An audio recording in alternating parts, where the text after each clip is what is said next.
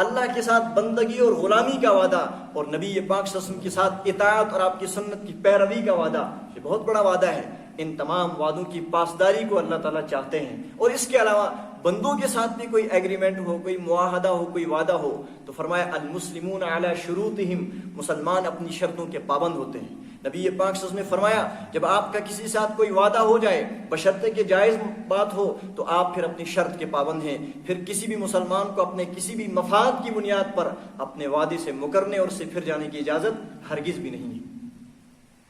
ہاں، اب اس میں ایک مسئلہ ہے، اس کے ضمن میں سمجھیں۔ بعض حضرات کچھ مخصوص کام کر رہے ہوتے ہیں، جیسے کوئی درزی ہے، اس کے علاوہ کوئی بڑھئی کا کام کرتا ہے، کوئی کارپینٹر ہے، کوئی بھی ایسا کام جس میں عوام کے ساتھ زیادہ واسطہ رہتا ہے اور عوام کے کام اپنے ذمے لیے ہوتے ہیں۔ پھر انسان کے پاس وہ آتے ہیں، وہ کہتے ہیں ہمارا کام کب کرو گے؟ وہ کہہ دیتا ہے کل کروں گا، پرسوں کروں گا۔ لیکن اس میں عموماً دیکھا جاتا ہے بعض درزی حضرات رابطہ بھی کرتے ہیں کہ حضرت ہم بہت سارے لوگوں سے وعدہ کرتے ہیں، لیکن کسی وجہ سے، کبھی بیماری کی وجہ سے، کبھی کسی اور عذر کی بنیاد پر ہم اس کام کو بر وقت انجام نہیں دے پاتے، کیا ہم وعدہ خلاف شمار ہوں گے؟ تو یاد رکھیں، ایک ہے وہ شخص جس نے وعدہ کیا اور کرتے وقت ہی اس کا ارادہ تھا کہ ٹال دوں گا، نبھانے کا ارادہ نہیں تھا۔ اب جب یہ اس وعدے پر عمل نہیں کرتا، اس کے خلاف کرتا، یہ گناہ کبیرہ کا مرتکب ہوتا ہے۔ اس کے برعکس ایک وہ بندہ جس نے کسی بندے کے ساتھ کوئی وعدہ کیا، اس سے کہا کہ انشاءاللہ فلاں وقت میں آپ کا کام کروں گا، البتہ اس موقع پر انشاءاللہ کہنا ضروری ہے۔ کیوں؟ وہ جب کہے گا انشاءاللہ میں کروں گا، اس کا مطلب اس کام کے کرنے کو اس نے خدا کی مشیت اور اللہ کی مرضی کے تابع کر دیا۔ اب اگر اللہ تعالیٰ نے اس کو عافیت دی ہے، کوشش کرنا چاہیے اس کو پورا کرنے کی، لیکن اگر وعدہ کرتے وقت انشاءاللہ کہا،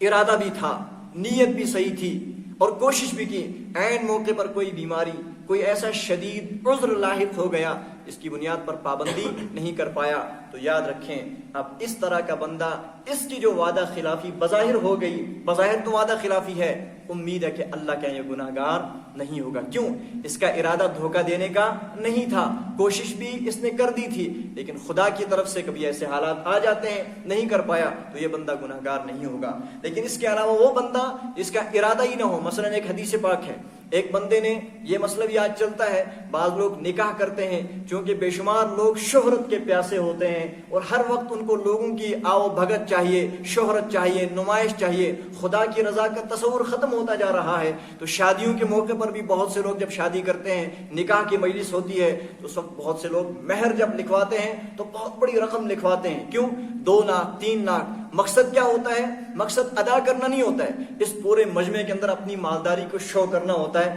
ہم اتنے بڑے لوگ ہیں کہ لاکھوں میں مہر دیتے ہیں، ہماری اوقات تم کیا سمجھو؟ چنانچہ ایسا کر دیا۔ لیکن بعد میں کیا کرتے ہیں؟ جب وہ مہر چونکہ شرعاً خالص لڑکی اور بیوی کا حق ہوتا ہے، اس میں ماں باپ کا کوئی حصہ نہیں، اس میں شوہر کا کوئی حق نہیں، اس میں مختار ہے، وہ چاہے تو ماں باپ کو دے دے، چاہے کوئی شوہر کو دے دے، چاہے کسی کو نہ دے، اس سے کوئی مطالبہ کر سکتا، وہ خالص اس کی ملکیت ہے۔ لیکن ہوتا کیا ہے؟ اس موقع پر تو لکھوا دیا لاکھوں میں، بعد میں جب ادائیگی کا وقت آتا ہے، اس وقت کیا ہوتا ہے؟ اب وہ مطالبہ کرتی ہے لاؤ، تو شوہر دیتا ہی نہیں ہے،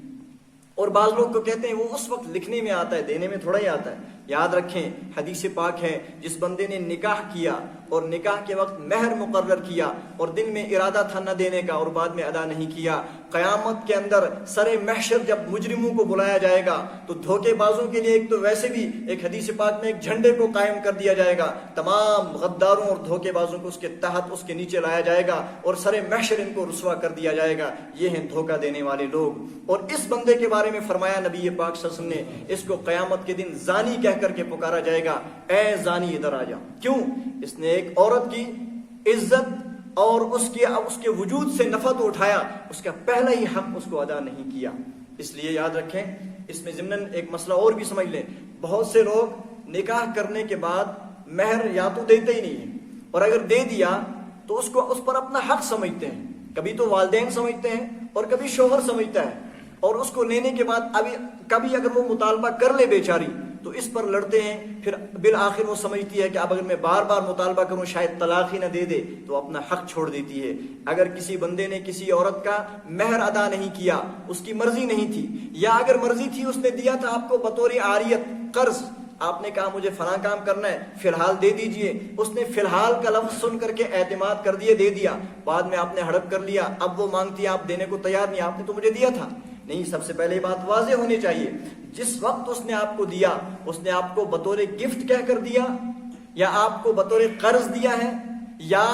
یوں ہی استعمال کے لیے کیسے دیا، یہ واضح ہونا چاہیے۔ اگر اس نے صراحتاً دل کی خوشی سے کہا یہ میری ملکیت تھی، میں آپ کو اس کا مالک بناتی ہوں، یہ میری طرف سے آپ کو تحفہ میں کبھی مطالبہ نہیں کروں گی، تو پھر ہاں اب آپ اس کے مالک ہیں، اب اس کو مطالبہ کرنے کا حق اس نے آپ کو گفٹ کر دیا۔ لیکن اگر اس نے کیا کہا کہ دیکھو آپ نے کہا مجھے فلاں کام کرنا ہے، اس کام کے لیے مجھے مہر چاہیے، اور آپ نے مانگا تو اس نے سوچا میرے شوہر ہیں، ان کے کام نہ آئے تو اور کس کے کام آئے گا، اٹھا کر کے دے دیا، بعد میں اس نے یہی سمجھ کر کے دیا تھا کہ یہ فی الحال اس کے کام آ جائے گا، بعد میں دے دے گا، اب جب وہ مطالبہ کرتی ہے دے دو، آپ کہتے ہو آپ نے مجھے دے دیا تھا، نہیں، دے دینے کا مطلب یہ نہیں ہے کہ آپ اس کے مالک ہو گئے۔ جب اس نے محض استعمال کے لیے دیا تھا، اس کا مطلب اس نے آپ کو مالک نہیں بنایا، گفٹ نہیں دیا، قرض کے طور پر دیا ہے، اور قرض کا اصول یہ ہے کہ قرض اپنے مالک کو پہنچانا ہوتا ہے۔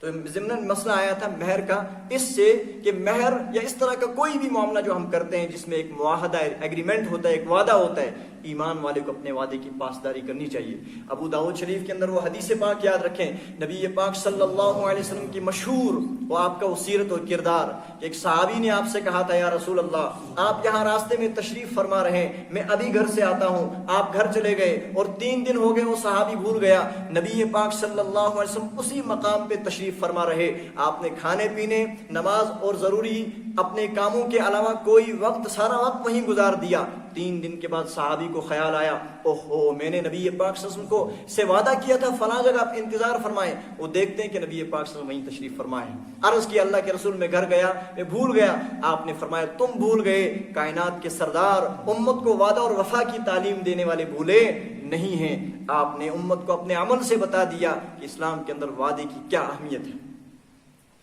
تو حضرات